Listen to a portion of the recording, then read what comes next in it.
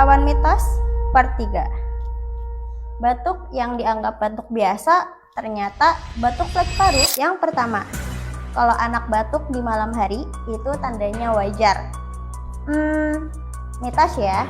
Tandanya kalau anak sering batuk khususnya di malam hari dan itu berkepanjangan, itu berpotensi ada infeksi di paru-parunya. Yang kedua, kalau anaknya masih batuk tapi dia masih aktif juga, berarti itu aman. Nah, itu juga namanya mitos. Faktanya, banyak kasus di Indonesia, anak-anak yang terkena flek paru memang awalnya itu mereka masih aktif.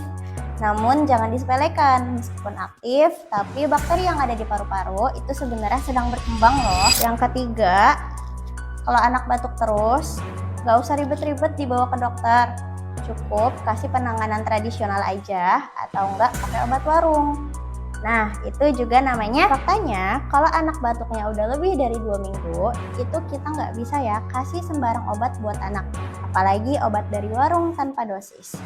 Batuk yang berkepanjangan itu harus mendapatkan obat dari resep dokter. Ayo, kenali tandanya lebih cepat supaya anak kita terselamatkan dan sehat kembali. Follow akun ini untuk informasi berikutnya.